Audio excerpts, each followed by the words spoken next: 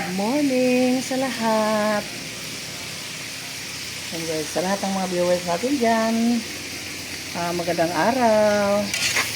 And guys, medyo busy tayo ng konti kasi kagabi nag-usap kami ni Donnie na naisipan namin na mga ligo saglit sa dagat guys. O kahapon nag-usap kami sa tanghali habang nanghilian kami kahapon. So naisipan namin nga mga ligo ng dagat. Gawa ng mainit ngayon guys. Hindi tayo ang tawag dyan, dito matagbaw sa tubig guys ba. Manihit ng tubig sa tabi guys. Kunti na lang yung tubig sa ating mga balon ngayon. So nag-usap kami na mga ligo kami ng dagat ngayon kasi sabi nila malaki yung dagat ngayon guys. Sobrang laki sa dagat ngayon guys. So wala sa plano pero pag-usap namin naman si Donnie, payag naman pumunta kami na saglit. So ang ginagawa ni Donnie ay pumunta sa Kaalan Kaluwas kasi nabili ng manok. Nakabili kami ng 3 manok sa Kaalan kahapon at saka isang itik. So dahil hindi kami marunong magluto ng itik, so si Alan lang yung, sabi ni Alan, ako na lang yung magluto manoy. So yan, nandoon sa kanila ni Alan yung itik niluto. Then ako dito inadobo ko lang yung 3 manok, parang walang sabaw-sabaw doon guys. And then ako nagawa ko ng bihon. So ito yung ating ginawa guys. So ito na yung ating adobo. Tapos na niluto yung adobo. Adobo lang guys, parang habang magligo-ligo may mabitbit tayo. Magbitbit tayo ng ulam. Saglit lang kami doon guys. Samahin namin si Rose at saka si Alan at saka si Mama Loring. Yan, naghintay na sila ngayon. Doon na lang kami magkita sa Sinandigan. Sinandigan ng mga ligo guys. Malaki yung dagat. So mas limpyo po guys, malinis doon sa Aloha Beach. Ayan yung ginawa kong lupit. Ginawa kong pansit. Bihon lang guys. Lagyan natin ng mga gulay-gulay. Ganito pala ako guys, kahit anong lulutuin ko, mayroong konting gulay. May sahog na gulay kahit konti lang. Basta yung kinakain natin ay may halong gulay. Kahit anong klaseng gulay guys. Ayan. Maglagay din tayo dito ng guys, bagyo beans. Gusto ko yung bihon na may bagyo beans at saka carrots guys. Parang medyo palaman yung ating bihon. Yung mga buto-buto ng manok, yung sinahog ko sa ating bihon. Nagmamadali na tayo guys kasi ganun pala si Mama. Pag sumabay si Mama palagi nagmamadali. Siguro nandun na sila ngayon kasi sabi ni Los ay punta na lang daw sila ng Sinandigan, doon sila dumaan sa Kasati kasi pabor sa kanila doon sa papuntang bayan. Lagpas pa ng bayan yung Sinandigan guys. So, doon na lang kami magkita sa Sinandigan. Tuwang-tuwa yung matanda guys pagpunta ni Donnie kahapon kasi sabi ni Mama, ay salamat makapunta na ako ng dagat kasi daw matagal na daw siyang gustong maligo ng dagat. Timing po kay naisipan namin kahapon na mas mabuti maligo kayo ng dagat para ibas-ibas sanang yung init. Malaki kasi yung dagat guys. Pero yung dagat kapag mainit ang panahon, pag lumubog kayo sa dagat ay malamig. Yan kasi masarap iligo ng dagat. Kasi ngayong araw daw, pag pagtingin nila sa kalendaryo ay very high tide ngayon. Lalong-lalo na pagtanghali, mga alas 11. So, doon tayo tanghalian. Saglit lang tayo dito guys kasi may trabaho tayo. Saglit lang tayo doon. Yung mga estudyante ay ano, hindi makasama. Si Marco, makasama kasi itong plano namin ito guys. Ano, sa Sunday pala kami maligo. Kasi yung birthday ni Marco ay ngayong 24 ng June. Pero may klase pa naman. So naisipan naman na sa Sunday kami. Pero sabi ko, hindi pwede sa Sunday kasi may meeting ako sa simbahan. So ngayon na lang. Sabi ni Marco, wala silang klase sa ngayon kasi may meeting daw yung kanyang teacher. So timing naman na makasama si Marco. Pero si Shalyn, ay nako, hindi si Shalyn mag-absent guys. Kahit ano pang mga okasyon yan. Hindi si Shalyn mag-absent. Kagabi, alas 11 na ng gabi nakatulog kasi nag-aral kasi may ano daw sila ngayon.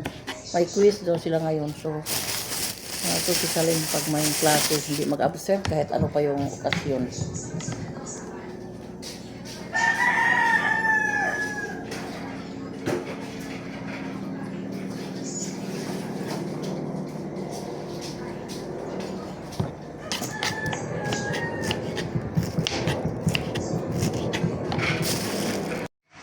Yan, ito na yung ating bihon.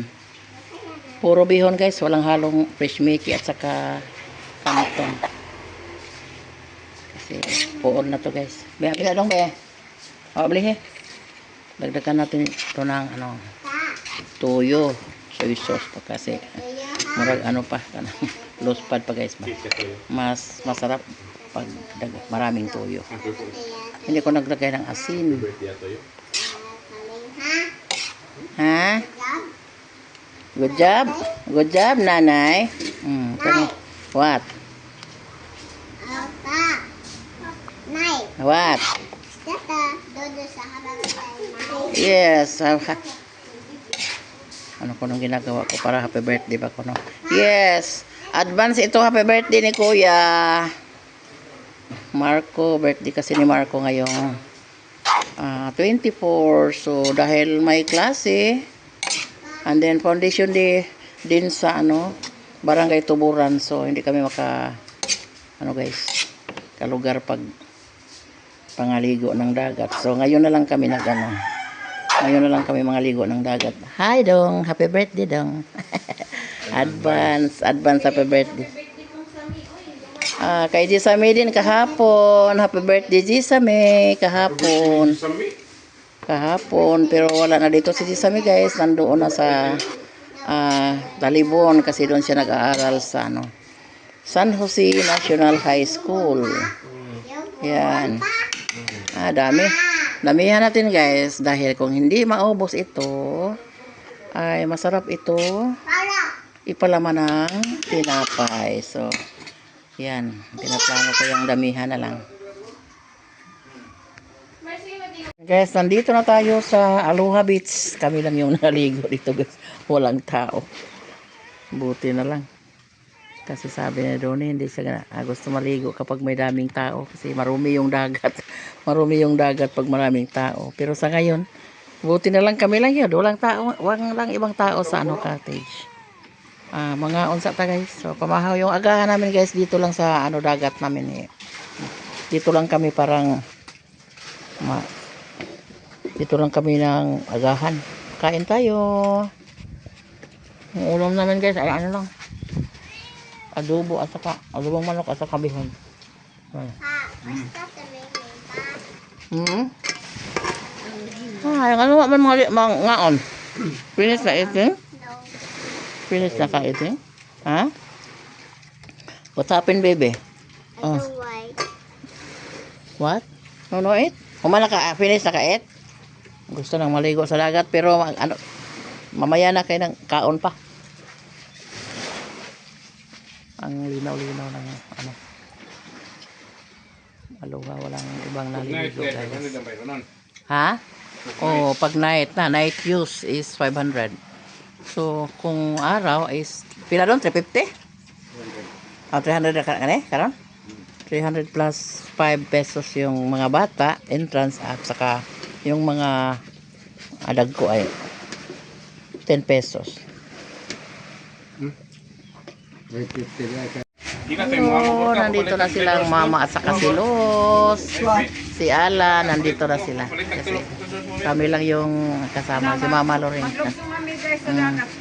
Basas mama, oy, ligsong los dagat na yun. Mulugsong lagi ko na. Malina ang linaw-linaw ng dagat guys. So, kasi walang ibang tao.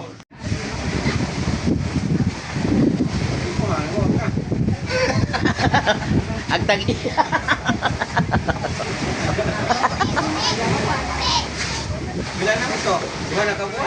Duha na kabuan tong 15 atong 15 duha kabuan na iba boy.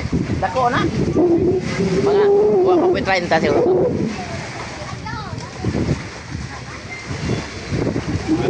Buwan na. Kwenta to eh. Kwenta yang palit.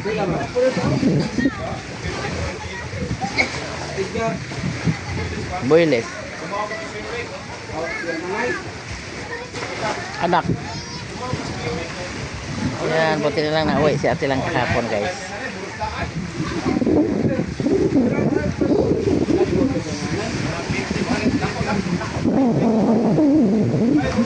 Ulan, may amon-amon. Ang ginaw si Myra, di pa mo saka, gusto pa mag nasa si Marco. Ayan, enjoy yung mga bata.